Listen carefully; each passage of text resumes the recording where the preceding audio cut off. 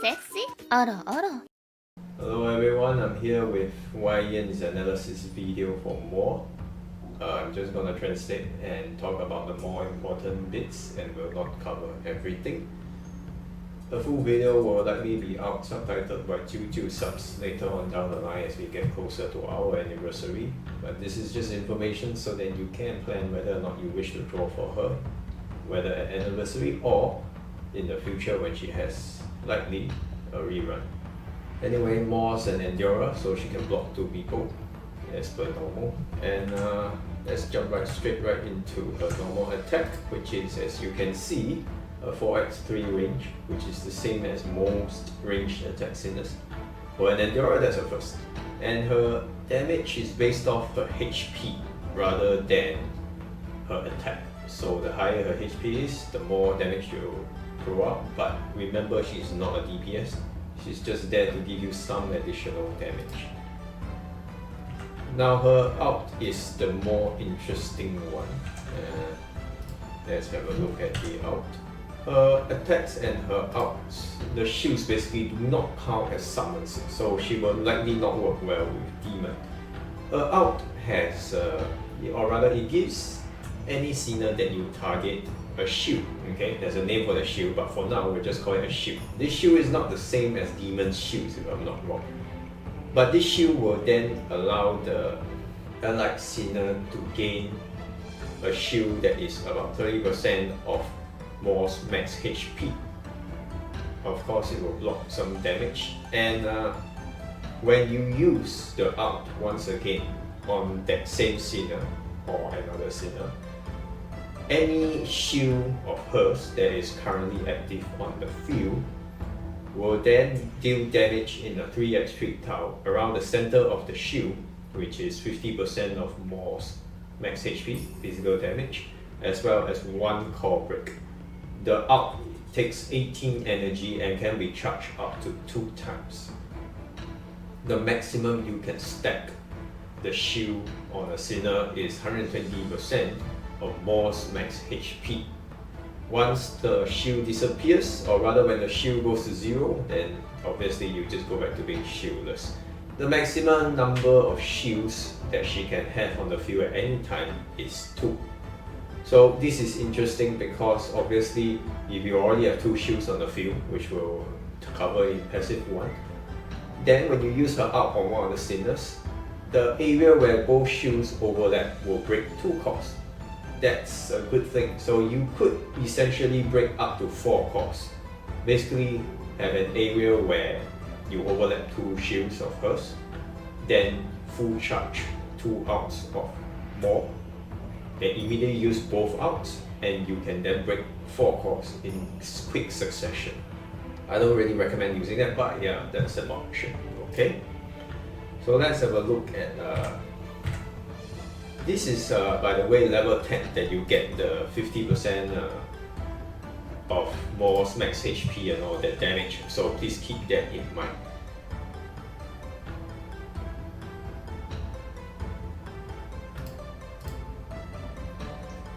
So you can see the 3x3 is very nice and very obvious. However, this shield cannot, and I repeat, this cannot be used on summons at all. The shields can only be used on sinners, so please keep that in mind. Though later on he does mention that the sinner, let's say it's a summoner for example, there will be a few, right? Eve has her bear, Eureka has her mines, and Shuma, who is not up yet, also has her mushrooms. These are the only physical summon sinners right now. I am not sure Elise, the Fury that is coming up with these 2 S sinners, the A rank Fury, is considered a summoner or not with her swords, so I cannot say much about her at this time. However, Yyan mentions that these things will not work unless you buff the sinner first, and then with the buff sinners, they summon their summons. The summon will then eat the buff basically and have the buff effect. Now her passive 1, as you can see here, he's doing some moving around. Basically in her passive 1 will allow her to buff, or rather give 2 shields immediately at the start of battle, to 2 people on either side of her. Take note that this is either side, so it cannot be, for example, in this particular image, she's standing to the left of Hamel. So Hamel will get the shield, okay? If she was in Hamel's place and Hamel was in her place, for example, if they swap places here, Demon will not get the shield. Instead, because there are not enough sinners in the same vertical row, More will then get the shield instead. So it's basically possible at the start, just like Emperor's passive 1, to position 2 sinners on either side of More so that she can then immediately give 2 shields to the sinners that can buff or be in a position to give the shields buffs to the entire team. We'll talk about the buffs later, okay?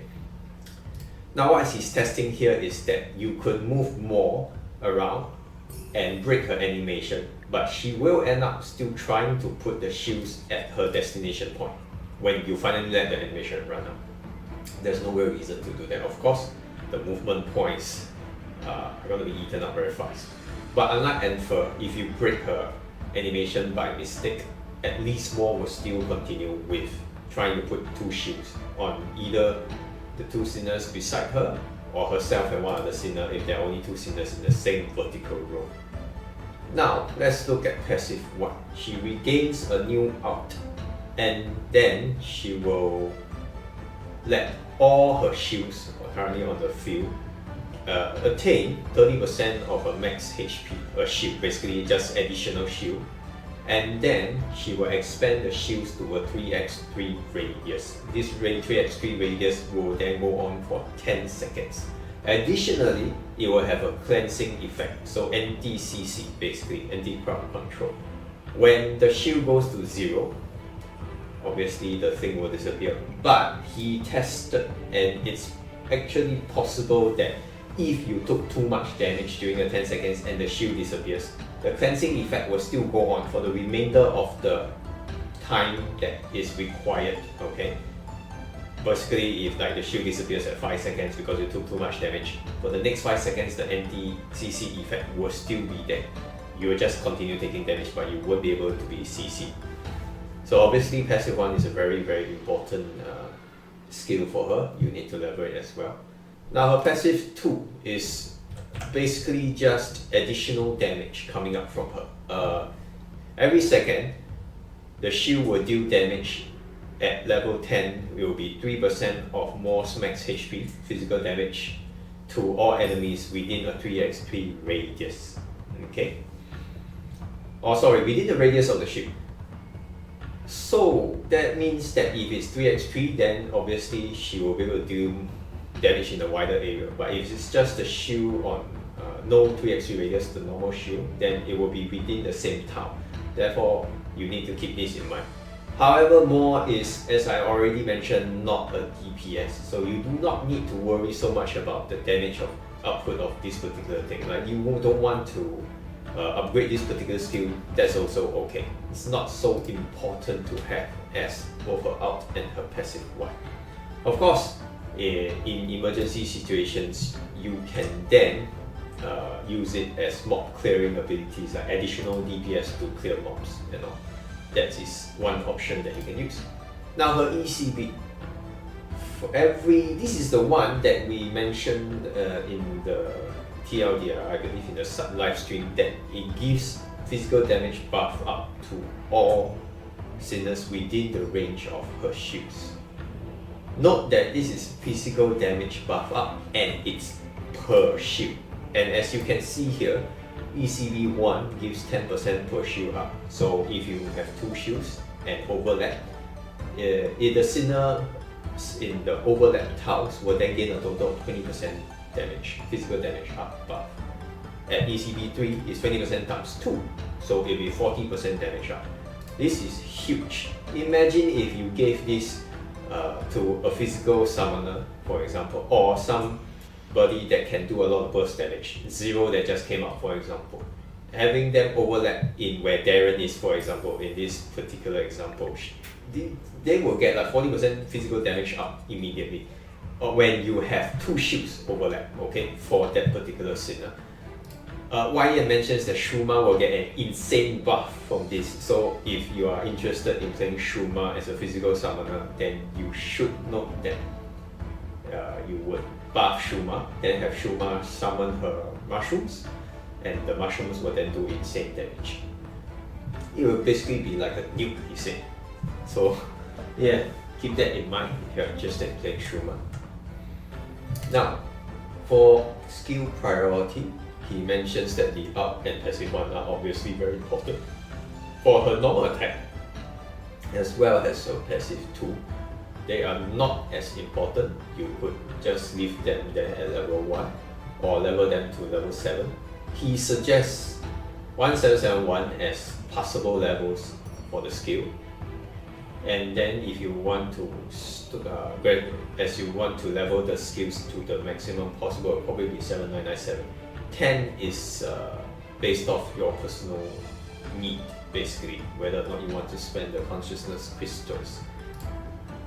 Now, unfortunately, because her ECB is so important, you do need to unlock it and preferably get it to max. But Yyan suggests that you should save those as soul marks first for actual characters that do DPS before you consider using them on more. So basically, prioritize. If you have main DPS or strong DPS that require the S soul marks first, then please use those S soul marks for them first before you consider using them for more if you are interested in having her become part of your team. Now for shackles, let's go through them. Shackle, first let's look at Shackle 2 and 5, those are very easy. Basically it just raises her max HP by 10% each Shackle. Shackle 1 isn't that important because it basically adds a small heal effect, 1.5% of more max HP per second. So that's not very much, honestly. It's just in situations where you need a wee bit of healing. She cannot be used as the main healer in this case. So if you have a Shackle 1 more, it's as good as, you know, just having a little bit of healing. Not really that important. In Shackle 4, it's just the energy one. We'll talk about it after we go through Shackle 3. Now Shackle 3 is the most important Shackle for her, which means that you're very likely not going to get it since you need to spend so many resources on drawing 0, and then aiming for more.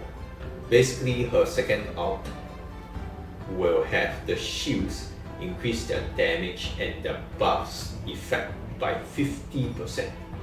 It's amazing how much the physical damage buff will then be able to be stacked. Imagine that 50% or 40%, which is another 20%, right? Or rather, each shield will get an ECB 3, okay? 20% physical damage up. So 50% of that is an additional 10%, 30%, correct, per shield. If you stack both shields, overlap them on a sinner, there's a 60% physical damage buff up. Huge! So keep that in mind. If you're interested in playing more as someone that is very, they can tank and give some utility, and you believe you have the resources to go for it, then aim for S3. Since Moore's up is so low cost at 18, then having S4 essentially does not give you much, because you could put an energy set on her and then have her slowly regen energy quite fast. Because she already gives a shield at the start, right? Or rather 2 shields at the start. You could immediately save that to open her up or whatever. Basically, Shackle 4, there's no reason to chase it. Just let it be. If you draw it off banner, great. If you have an energy set on her, then she already gains the same effect, and therefore there's no real need for Shackle 4, since she gains an immediate 18 energy at the start of battle with Shackle 4. Just keep in mind, S0 is definitely usable, and the perfect version, or rather the complete version of what more is supposed to give already. So anything more than that will have to be Shackle 3, which is a long way off. Next up are the Crime Band sets. Let's have a look. Again, the first choice will be the energy set, obviously. Then after that, you could also give her any of the other supports if you don't want to give her the energy sets, depending on what you need for what kind of battle. DZ, for example, the Nightmare set is good. Justice is also okay. And because she's not counted as having her summons with her shields, Heartache will also work in this particular situation. Afterglow is good too, as he shows here. Finally, the TLDR, which is also in my community tab with translations already. You can have a look there. Now, as for my personal thoughts regarding Mo, she is way more interesting as a sinner. Her kit is way more interesting than Zero's. She requires some tactical gameplay in order to pull off more successfully. She gives a well-needed buff to physical damage sinners. By not belonging to any team, she can then fit in with outliers that also don't fit in with teams at this moment in point. One thing I noticed is that we have a lot of Umbra sinners because we do have some core breaking issues, especially in the later editions so far in our global version of DZ and ROD and the like. So outliers like this that you can then use for either DZ or ROD or even TOA. Basically, TOA will be where Mo might really shine because she can provide both an Endurance ability to tank as well as utility in terms of buffs. For her kit, she is very much a great sinner to have as well. Of course, they know this very well, and therefore they had her come up with the limited sinner. So you're stuck basically. Yyan suggests that you draw a copy or skip her and wait for her rerun. Since she's standard, she will definitely be coming back later on and rerun several months down the road maybe. So to me, I would suggest that if you are not going for high shackles or zero, like shackle 1 is the most important for a zero, right? You can aim for either S0 or S1 0. Then if you have leftover keeps and you feel like you want more as part of your team, go ahead and roll for a S0 or more, because there's really no need to go beyond S0 for more. S3 is like, yeah, a great boost, but it's not super important unless you're looking for additional strong numbers in like TOA or something. And that's just for an ego boost or something like that. So really, there's no need to chase after shackles for more. Personally, I'll see. If I get to S30 relatively quickly, which obviously isn't really going to happen, obviously, with my luck in the limited gacha so far. But if I do have leftover cubes and I feel like I might have a chance, then maybe I'll draw more. Design-wise, I'm not as enamored as others with regards to Mo. She looks like the typical One-san, which is sister, like mature adult sister, like aura. I don't mind that. Like, look at her, she looks more like a medic rather than a tank. Just, yeah, it'd be great if I can get her as well, both for her kit and her herself. But I'm not going to stress over like not getting her. If I have enough leftover cubes, definitely I'll try. As for the draw priority, as I already said, 0 first before you think about more. For veterans, more will be likely a bit better choice rather than 0, because 0 is basically a one-trick pony. Burst damage in and core break in a single character with no team utility. Whereas more gives a lot more team utility and versatility. Now for newcomers, I would highly suggest not drawing more, because you will likely want to get the limited 0, who will then help your account a lot more than more in terms of clearing content. You can think about more as part of a rerun, or if you get her off banner, that'd be great since you only need one copy of her. So skip more if you are either a newcomer or you don't think you will have resources by the time that both 0 and more come around. And it's not that far off, 3 months off at the time of this video. And that's about it for this video. Now, I have heard comments that Lise, the A rank sinner, is pretty fun to use. So I'm hoping Yyan does a video on her, and if he does, I will also follow up with a video on her. Alright, then that's it. See you next video. Shut up!